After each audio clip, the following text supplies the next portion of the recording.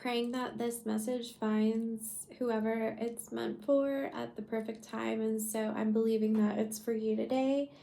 I have been thinking a lot about the It Ends With Us, Blake Lively and Justin Baldoni feud, and I just finished watching a documentary on HBO that they had about it, and I've actually watched a couple documentaries now.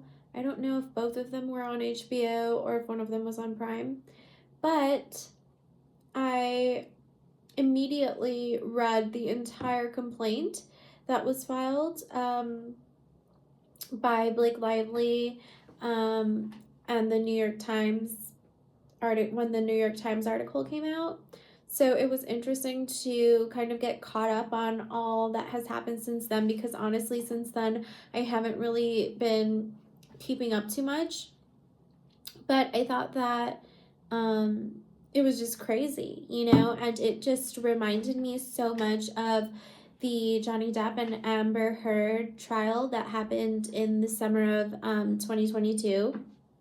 And funny enough, I was watching that trial like a hawk, and at the same time was located on Broadway and 9th, staying at an Airbnb. Literally I could look out from the rooftop and see the Eastern building or whatever it was called, that building that they had all the security elevator footage from and everything.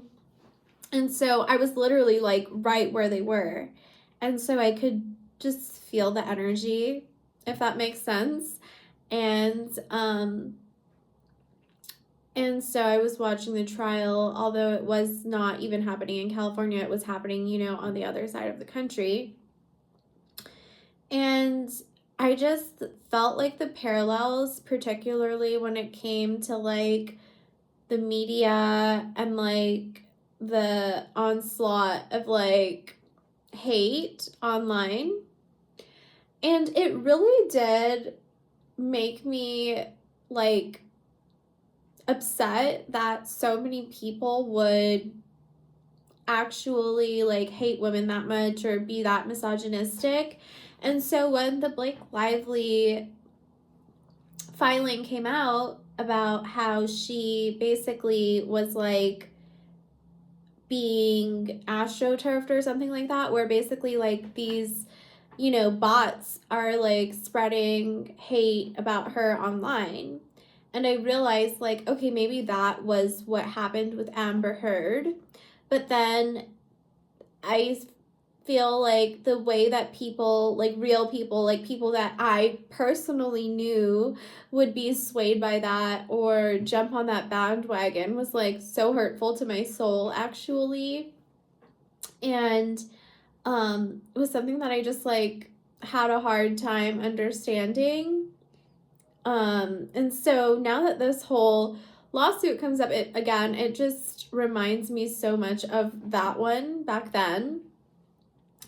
And so I just feel we as a society need to see that if someone who is one of the most successful women can go through all of that we really need to reassess as a society. And I don't know exactly what that means when it comes to workforce development or how we structure work for women.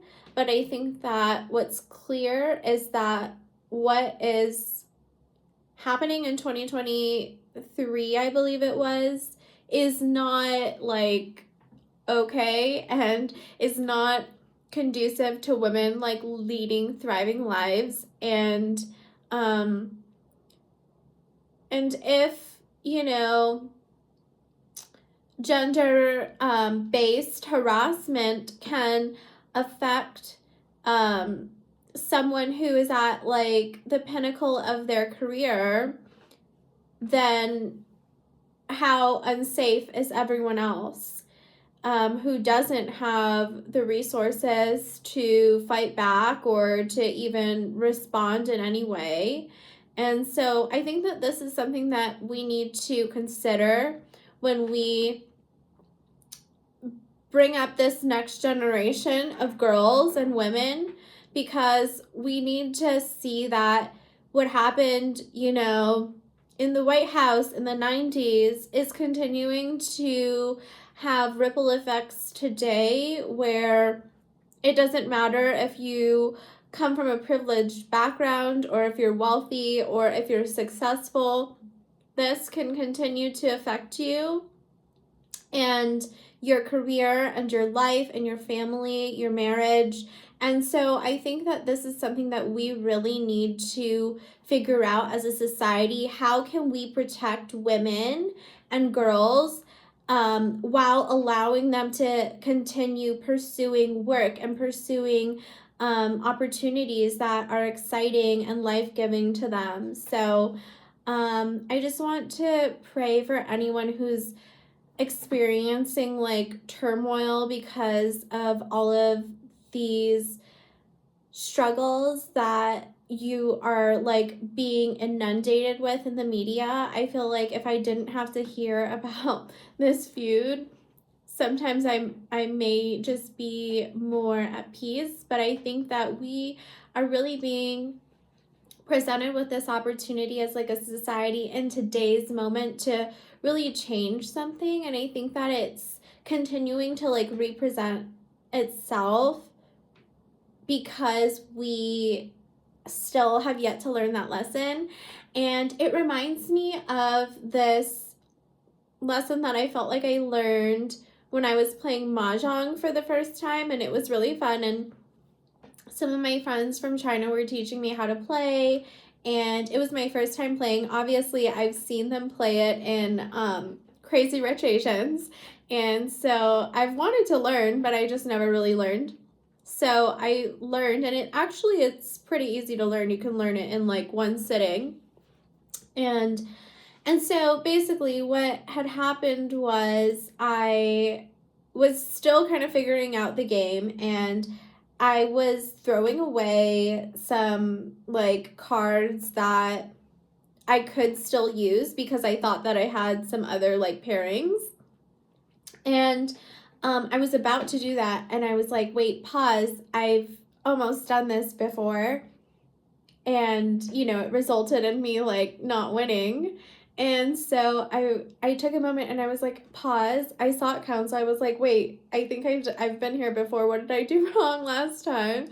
And then I ended up winning. And so I feel like that just reminds me of like the beauty in being retested, and it kind of makes me think of like playing Pokemon growing up, like how there was like a gym master, and like you can't go on to the next like segment until you actually beat that gym master. And so I feel like when problems continue to like re-present themselves, we are just like given another opportunity and another chance to like retest and like get it right. And so I pray that we do get it right as a society, and I pray that all girls and women like feel safe in their workplaces, and if they need to create their own workplaces, I pray that they do that.